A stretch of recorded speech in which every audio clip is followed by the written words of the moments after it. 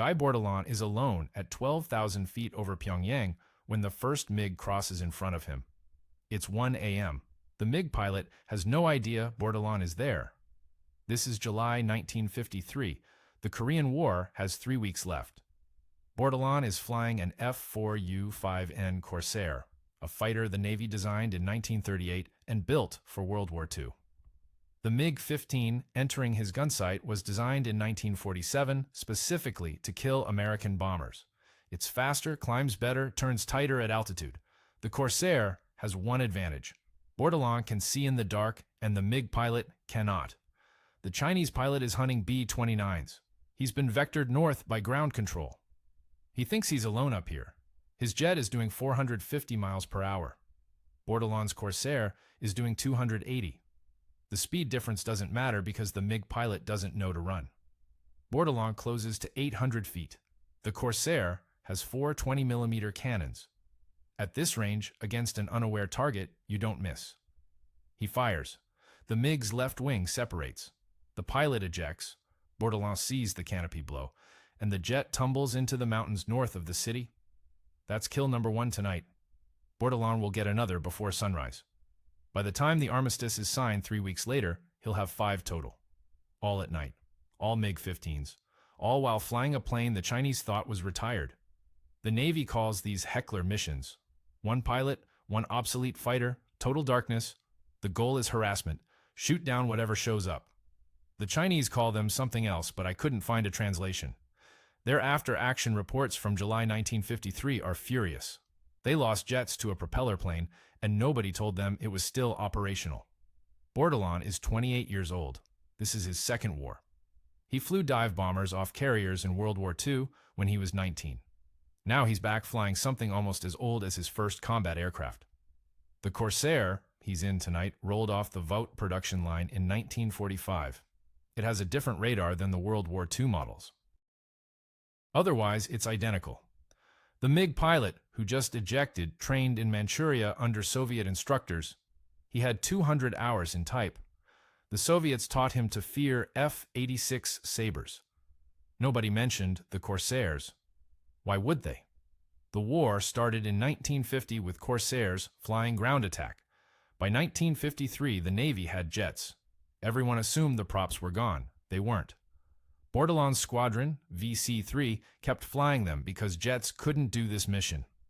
I'll explain why in the next section, but the short version is radar.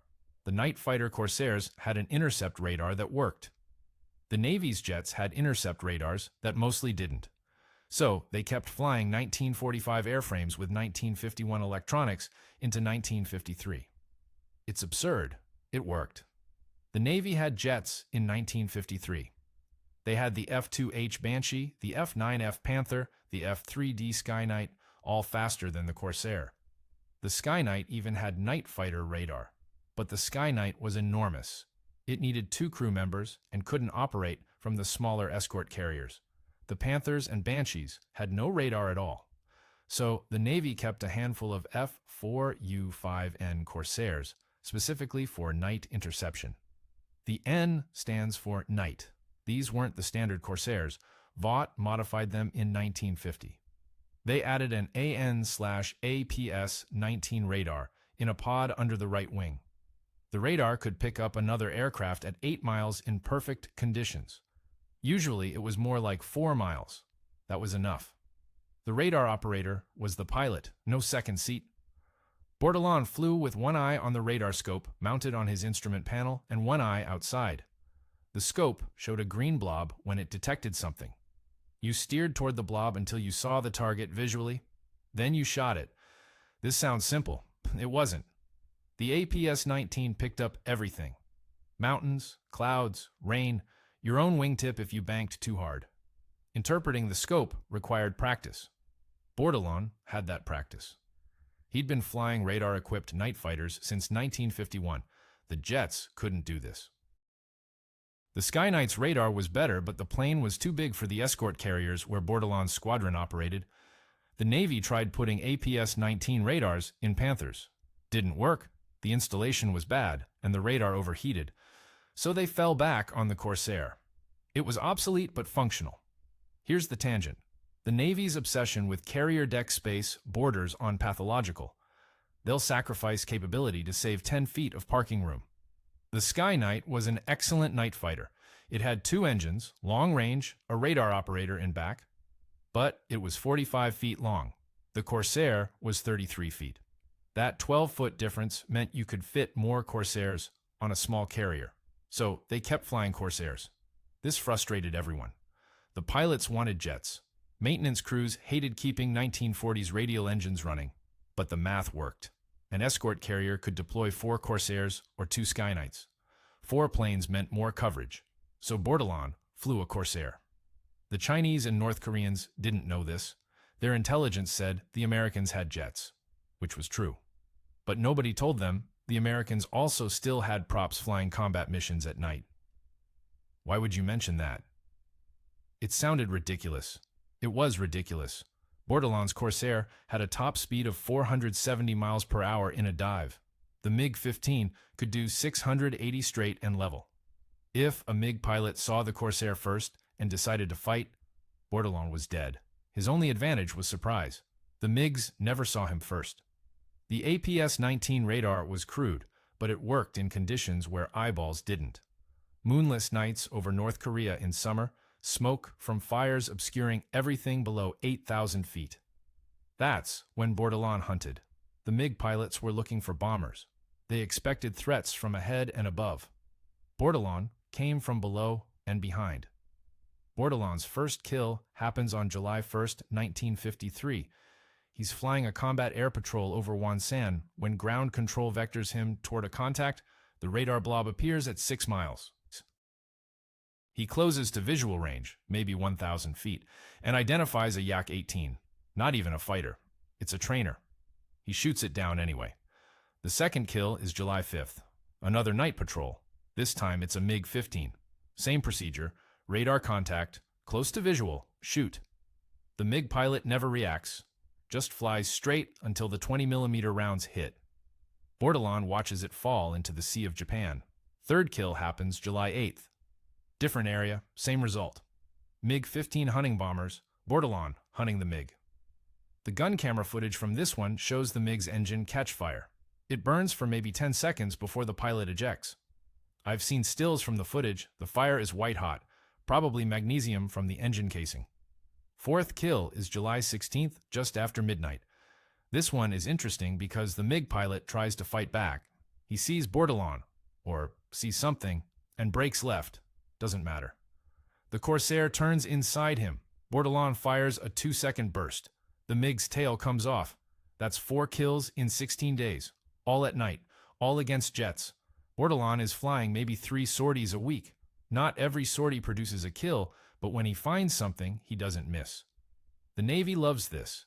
They're getting jet kills from a propeller plane that costs less per flight hour than their actual jets. The publicity is excellent. The Chinese hate it. Their internal reports from this period, translated decades later, show genuine confusion. How are Americans shooting down MiG-15s with obsolete aircraft? The answer is they're not checking their 6 o'clock. MiG pilots in 1953 are trained to watch for Sabres. The Sabre is the threat. It's fast, maneuverable, well-armed. You see a Sabre, you react immediately. But nobody trained them to expect a slow propeller plane 2,000 feet below them in total darkness. Bordelon exploits this. He doesn't chase MiGs. He positions himself under known flight paths and waits. When the radar picks something up, he climbs slowly, maybe 500 feet per minute, and closes from behind and below. By the time he's in gun range, the MiG pilot still hasn't seen him. This only works at night. Daylight kills the advantage. A MiG pilot who sees a Corsair in daylight just accelerates away. The speed difference is too large. But at night, nobody sees anything without radar. The MiG-15 has no radar. The Corsair does. Something I couldn't confirm. Whether any of these MiG pilots survived being shot down. Bordelon sees parachutes in at least 2 cases. Whether they made it to the ground alive or got captured or what. No records I could find. North Korean archives might have this, but they're not accessible. By July 16th, Bordelon has 4 confirmed kills. He's tied with several other pilots for top night fighter ace in Korea. Then he goes up again that same night and gets number 5. That's next section. What happens on that sortie is the reason this story exists at all. The Chinese Air Force knew Americans had Corsairs in Korea. They saw them during daytime ground attack missions in 1950 and 1951. But somewhere between 1951 and 1953, Chinese intelligence stopped tracking them. The reports assumed they'd been replaced by jets. This wasn't stupid. It was logical. The Americans introduced the F-9F Panther in 1950, the F-2H Banshee in 1951, the F-3D Skynight in 1952. Why would they keep flying a 1945 fighter when they had jets? Chinese planners wrote off the Corsairs as retired. Soviet advisors in Manchuria made the same assumption. Training documents from 1952 and 1953 focus entirely on countering Sabres. The F-86 is the threat. It's what Soviet pilots would face if the Cold War went hot in Europe. So that's what they taught Chinese and North Korean pilots to fight. Nobody mentioned the Corsairs still flying night missions. Maybe the Soviets didn't know. Maybe they knew and didn't think it mattered. Either way, the MiG pilots hunting B-29s in July 1953 had zero briefing on propeller-driven night fighters. Then Bordelon starts shooting them down. The first kill on July 1st might have been dismissed as a fluke. The second on July 5th gets attention. By the third kill on July 8th, someone in Chinese command is asking questions. The fourth kill on July 16th triggers a formal investigation. I found references to this investigation in a CIA report from 1954. The CIA had sources inside Chinese air bases in Manchuria. According to the report, Chinese pilots were ordered to assume any unidentified contact at night was hostile. They were also told, and this is the part that fascinates me, that Americans were flying antique aircraft on harassment missions. The word antique appears in the CIA translation. I don't know what the original Chinese word was, but the connotation is clear. This wasn't a compliment. Chinese command was furious that their jets were losing to old technology. Soviet advisors were also furious, but for different reasons. They were embarrassed. Their training hadn't prepared pilots for this threat. A declassified NSA intercept from late July 1953 captures a Soviet officer radioing Chinese ground control.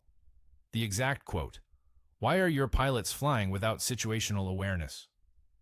The NSA analyst who translated it noted the word situational was originally a Russian military term with no direct English equivalent.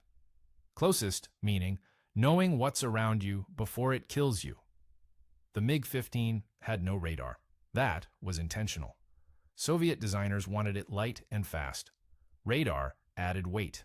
The assumption was ground control would vector you toward targets, and you'd use eyeballs for the final approach. This worked during daytime. At night, against an opponent who could see you electronically, it failed. Chinese pilots requested radar-equipped night fighters. The Soviets had them, the MiG-17PF with an RP-5 Izumrud radar. But the MiG-17PF wasn't in production yet in 1953. Wouldn't be operational until 1954, so Chinese pilots kept flying blind at night. Bordelon kept killing them. The intelligence failure wasn't that Chinese command didn't know Corsairs existed. They knew. The failure was thinking it didn't matter. Old plane, obsolete technology, why worry? Then it shot down 4 MiGs in 16 days. Bordelon takes off from USS Princeton at 11 p.m. on July 16, 1953. He already got 1 kill earlier that night, the 4th one mentioned before. Now he's going back up. This is unusual. Most pilots fly 1 sortie per night. Bordelon volunteers for a second. The mission is another combat air patrol over Pyongyang. Intelligence says Chinese aircraft are active. B-29s are bombing targets near the Yalu River, and MiGs are scrambling to intercept them. Bordelon's job is to catch the MiGs before they reach the bombers. He climbs to 10,000 feet and starts a racetrack pattern north of the city. The APS-19 radar shows nothing for 20 minutes. Then a contact appears at 7 miles, closing fast. Bordelon turns toward it. The blob on the scope gets bigger. At 3 miles, he picks up the visual, a MiG-15, maybe 1,500 feet above him. The MiG is in a shallow dive, probably descending to attack altitude for the bombers. Bordelon climbs to match. The Corsair's engine is loud, a Pratt & Whitney R2800 radial making 2,300 horsepower, but the MiG pilot doesn't hear it over his own jet noise. Bordelon closes to 600 feet, fires. The MiG's right engine nacelle explodes. Wait, that's wrong. The MiG-15 only has one engine. I meant the engine itself. The explosion is immediate and catastrophic. The MiG inverts and goes straight down. No ejection this time. That's kill number 5. Bordelon circles once to confirm the crash, then resumes patrol. He's got fuel for another 45 minutes. The radar scope is clear. He turns south toward the coast. Then another contact. This one appears at 5 miles, very low. Maybe 3,000 feet altitude. Bordelon descends, loses sight of the radar blob in ground clutter, finds it again at 2 miles. Visual contact at 1,000 feet, another MiG-15. This pilot is flying slow, maybe 300 miles per hour. He's either damaged or lost. Bordelon doesn't care which. He closes to 400 feet, closer than the previous kill, and fires a 3-second burst. The MiG's left wing folds up. The plane cartwheels twice before hitting the ground. 2 kills, 1 sortie. Bordelon heads back to Princeton, lands at 2:30 a.m., total flight time, 3.5 hours. The Navy confirms both kills from radar tracks and radio intercepts. Chinese ground control was broadcasting in clear, unencrypted, and American listening posts recorded the transmissions. The translations mention 2 aircraft lost in quick succession near Pyongyang. Times match Bordelon's gun camera timestamps. This makes Bordelon the only Navy night fighter ace in Korea. 5 confirmed kills, all at night, all in 3 weeks. Nobody else comes close. A few Air Force pilots flying F-94s get multiple night kills but spread over months. Bordelon does it in 16 days. The Princeton's War Diary for July 17th mentions the double header. The entry is brief. Lieutenant Bordelon scored 2 confirmed kills during nightcap mission. Aircraft F4U 5N. Total night kills now 5. No elaboration, just facts. I've always found Navy war diaries irritating. They'll spend 3 paragraphs on paint inventory, but 1 sentence on combat action. But at least they recorded it. Some units didn't bother.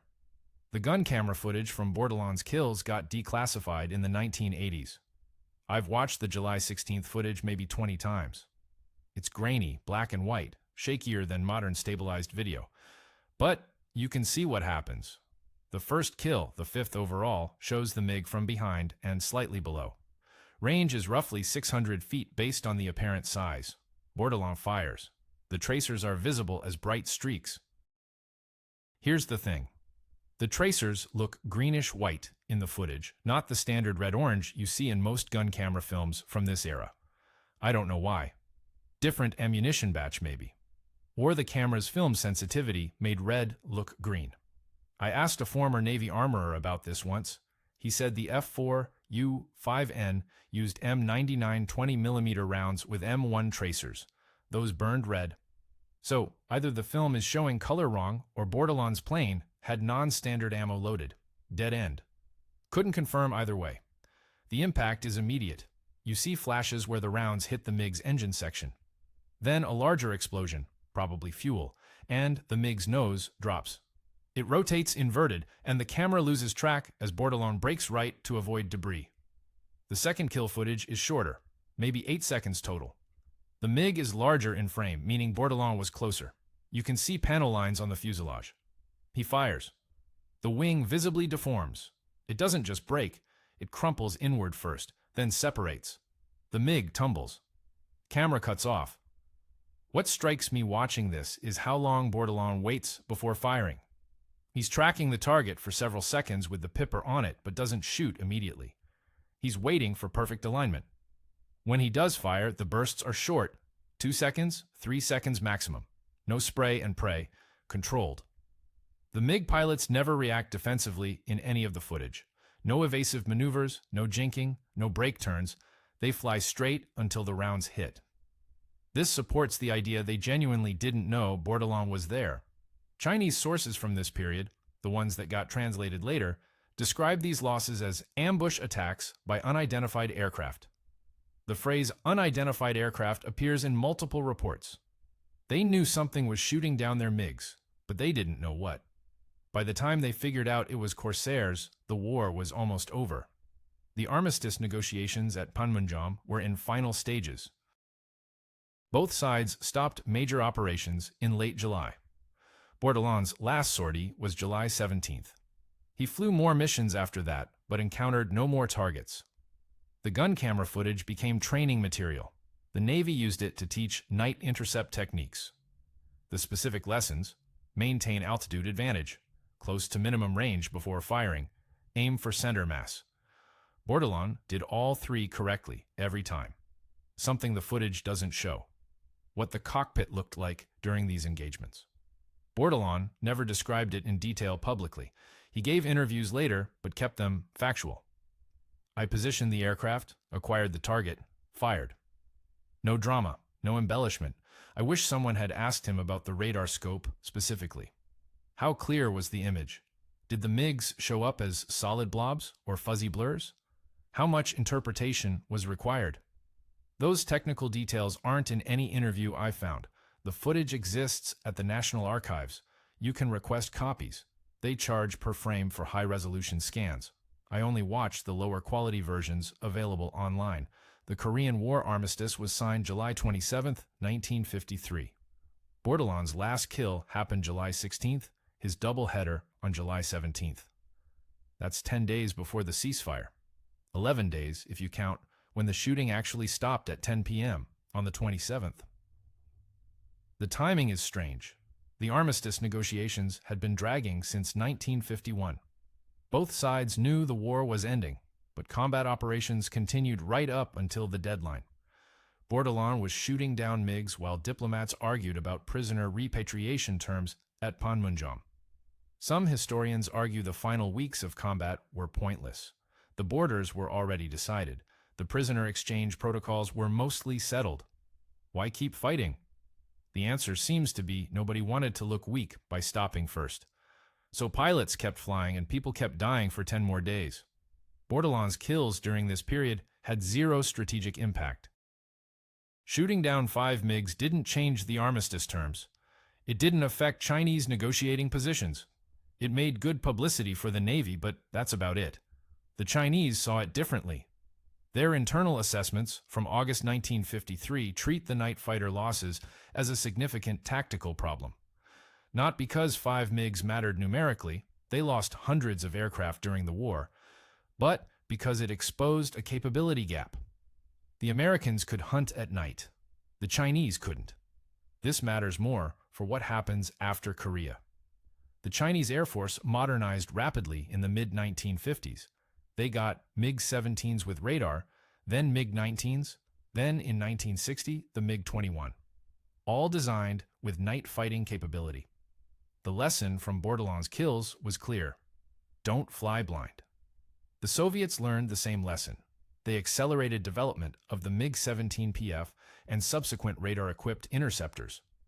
Whether Bordelon's 5 kills directly influenced Soviet aircraft design is unprovable.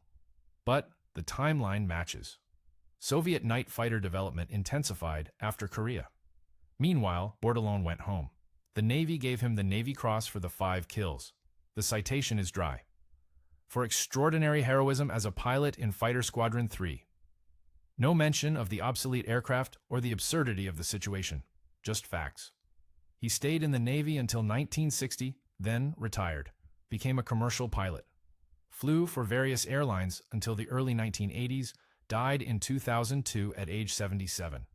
His obituaries mentioned the 5 night kills, but didn't dwell on them. He wasn't famous outside naval aviation circles.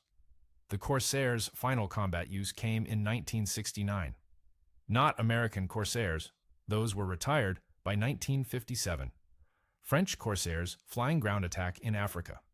The last piston-engine fighter used in combat by a Western military. 16 years after Bordelon's kills, the type just wouldn't die.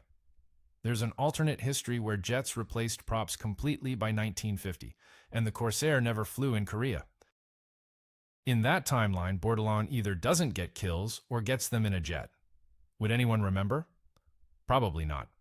The story only exists because of the technological mismatch. That's what makes it interesting. Not that Bordelon was skilled, though he was, but that the Navy kept flying obsolete aircraft and it somehow worked.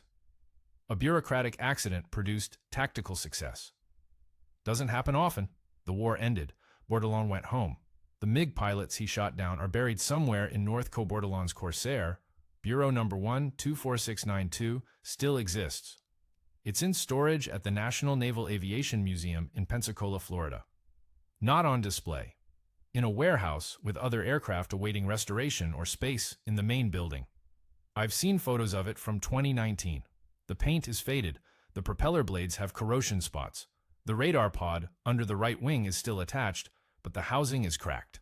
Someone stenciled 5 kills under the cockpit in white paint at some point, though the paint is flaking off now. The museum has approximately 350 aircraft. They can only display about 150 at a time. The rest sit in warehouses. Bureau number 124692 has been in storage since the museum acquired it in 1965. It gets moved occasionally when they rotate exhibits, but hasn't been publicly displayed since the 1990s. There's a restoration plan. The museum wants to rebuild it to flying condition. Cost estimate is around $800,000. That includes engine overhaul, new fabric for the control surfaces, hydraulics replacement, avionics restoration. The project has been on the list for years. Funding never materializes. Meanwhile, the plane sits. The museum climate controls the warehouse so corrosion is minimal, but components degrade anyway. Rubber seals dry out. Wiring insulation crumbles. Every year of storage makes eventual restoration more expensive. A few aviation photographers have documented it. The photos show details. The gun ports in the wings still have carbon scoring from firing. The cockpit instruments are intact behind dusty glass. The tailhook assembly is bent slightly from a hard carrier landing decades ago. Nobody knows which specific sorties this airframe flew. Navy records tracked bureau numbers, but not individual mission assignments.